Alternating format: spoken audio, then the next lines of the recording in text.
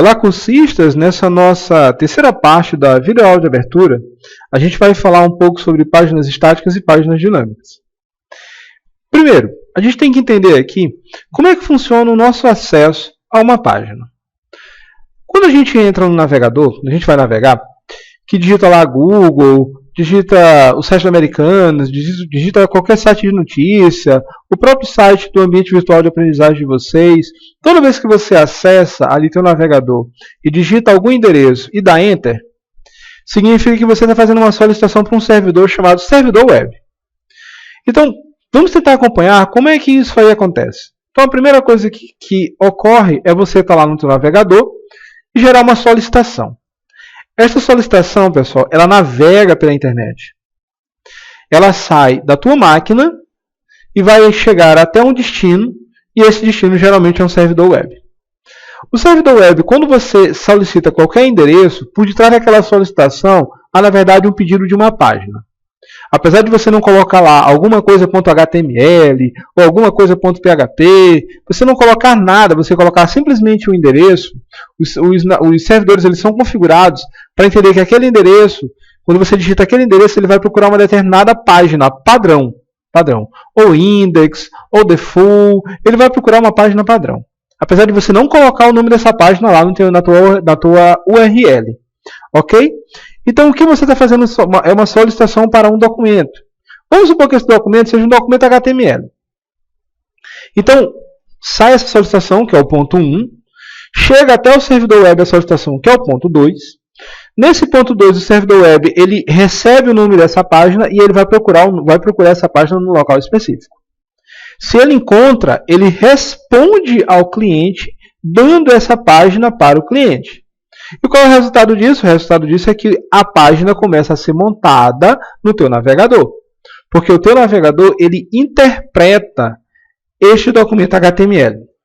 E a interpretação faz justamente com que o resultado da página ela comece a ser apresentado no teu navegador. Imagens, textos, vídeos, sons, tudo isso começa a aparecer no teu navegador. Então isso é o servidor web respondendo para você. Então, esse é o processamento de uma página estática. Então, uma solicitação de página estática é simplesmente qual é a ação do servidor web? É localizar esse conteúdo e entregar para você. Então, é isso que ele faz, quando a página ela é estática. Quando a página é dinâmica, e aí há geralmente uma mescla de HTML com alguma tecnologia de páginas dinâmicas, como o PHP, como o C# ou como o Java. Essas tecnologias permitem criar conteúdo dinâmico. Então aí surge novamente a solicitação. Então veja que não muda, a solicitação continua vindo do cliente. E ele continua localizando aquele arquivo que foi solicitado. É isso que o servidor web faz. Só quando ele acha esse arquivo, ele verifica. Será que esse arquivo eu devo devolver já diretamente para o meu cliente? Como foi aqui, ó. Ele devolveu diretamente para o cliente, ou eu tenho que fazer outra coisa? No caso, quando a página é dinâmica, o servidor ele não simplesmente devolve para o cliente. Ele entrega aquela página, ele entrega aquele conteúdo para ser interpretado por alguém. Geralmente é um servidorzinho de aplicativos. No nosso caso, a gente vai trabalhar com PHP. Então, ele vai procurar por um interpretador PHP. Então, quando ele acha um documento, esse documento, a extensão dele é .php, ele sabe que ele não tem que devolver logo. Ele tem que entregar aquilo para alguém que entende do PHP, que é um interpretador PHP. Só depois que isso é interpretado e que aquela interpretação gera um conteúdo HTML, é que ele devolve aquele conteúdo para o cliente. Então, perceba, a gente tem o item 2, que é tem o item 1, que é a solicitação. Tem o item 2, que é a localização deste arquivo. Tem o item 3, que é entregar este arquivo para o interpretador, ou para alguém que entenda do conteúdo dinâmico que está dentro daquele arquivo. No item 4 é a devolução, ou seja, o servidor web entregou aquilo ali para alguém que entendia daquele código dinâmico. E esse alguém que entendia do código dinâmico devolveu o resultado para o servidor web. Esse resultado sempre vai ser HTML, pessoal. Ok? Sempre vai ser HTML. Então ele coloca aquele resultado dentro da página HTML, ele trocou aquele código, perceba aqui, ó, ele trocou o código por um conteúdo HTML. pegou o conteúdo HTML, mesclou, pegou o conteúdo HTML e devolveu para o navegador web. Essa devolução e essa entrega continua a mesma. Continua a mesma, ok? O que foi colocado aqui entre simplesmente entregar o conteúdo que foi encontrado, o objeto que foi encontrado, baseado na solicitação do cliente, foi passar por um interpretador, foi passar por alguém que entendesse aquele código que foi colocado dentro daquela página. Ok? Quando o conteúdo dinâmico ele mexe com o banco de dados, aí é mais diferenciado ainda. Mas percebam que as coisas não mudaram muito não. Só inseriu-se aí alguém que é a parte do SGDB, que é a parte de manipulação do banco de dados. Então voltamos lá para o item 1. No item 1 é gerada uma solicitação. No item 2 é verificado que essa solicitação não é uma solicitação de um arquivo comum HTML. É uma solicitação de um arquivo que dentro dele tem código dinâmico. Então, ele entrega esse conteúdo de HTML com código dinâmico para alguém que entende disso, que é aqui no item 3. Quando o servidor de aplicativos, ou no nosso caso, o interpretador PHP, que ele interpreta código por código que foi escrito em PHP, detecta que tem algo que mexe com o banco de dados, então ele precisa acionar agora o SGDB. Vocês já fizeram um banco de dados. Sabe que o banco de dados ele é um arquivo que é gerenciado por um sistema gerenciador de banco de dados. A gente tem vários sistemas gerenciadores de banco de dados. MySQL, Oracle, SQL Server e por aí vai. Então, quando o conteúdo dinâmico mexe com o banco de dados, ele precisa acionar os drivers que manipulam esse banco de dados. Então, aqui está o item 5. E aí, dependendo do que foi solicitado dentro do conteúdo dinâmico, por exemplo, ele quer selecionar dados, ele quer executar um select, ou ele quer inserir dados, ele quer executar um insert. É executado e aí é devolvido esse resultado para o interpretador, no caso da gente, o interpretador PHP, que transforma aquilo ali em HTML e aí então é devolvido para o navegador. Então percebam aqui, no nosso caso, pessoal, a gente vai trabalhar com o PHP. Então esse código que você está vendo aqui, que é mesclado com HTML, ele vai ser um código escrito em PHP. E quem vai receber esse código em PHP, ou seja, perceba que tudo parte do servidor web. Então é obrigado você ter um servidor web para trabalhar com PHP. É obrigado. Tá? Então a gente vai fazer download de uma ferramenta chamada Champ, a gente vai fazer instalação, vai perceber que dentro do Champ existe uma ferramenta chamada Apache, que é o servidor web. Dentro dele também tem a parte do MySQL, que é o SGDB que a gente vai utilizar. Você já percebeu que a gente vai utilizar algumas ferramentas, tá? E eu queria que você já tivesse aí o entendimento de que o servidor web que a gente vai utilizar é um servidor web chamado Apache, ok? Então, esse código que está jogado aqui dentro do HTML, ele vai ser interpretado por alguém. Se tiver necessidade de acesso a banco de dados, ele vai precisar de alguém que manipule o banco de dados. E que esse código aqui, ele geralmente ele é trocado. Né? O resultado desse código aqui, geralmente são dados, e esse dado aqui é enviado para o navegador. Percebam que é dados em HTML. Ok? Você não consegue olhar o código do script em PHP. Você vai enxergar o resultado dele, que é código HTML. Ok? Bom, para falarmos de PHP, é interessante que a gente tenha esse conceito. Trabalhar com PHP é trabalhar com páginas dinâmicas. Trabalhar com páginas dinâmicas é trabalhar com servidores web. Então, a gente sempre, quando vai trabalhar com PHP, tem que entender um pouco desse processo de cliente e servidor.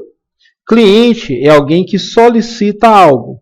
Servidor é alguém que vai pegar aquela solicitação, vai tentar resolver aquela solicitação e vai te dar, de alguma forma, uma resposta. Nesse caso, o cliente, para a gente, são os navegadores. E os servidores é o servidor web. No caso do PHP, o servidor web, dentro dele, tem que ter um interpretador de PHP. Então, é mais ou menos essa a ideia. Nós estamos aqui como clientes, né? No nosso browser aqui, cliente, em casa, navegando. Nossa navegação ela está acontecendo dentro do mundo da internet, onde nós estamos conectados, e o servidor web com o qual a gente quer se conectar, obrigatoriamente também tem que estar na internet. Agora, no servidor web você vai encontrar vários objetos, como páginas HTML, folha de estilos e páginas em PHP.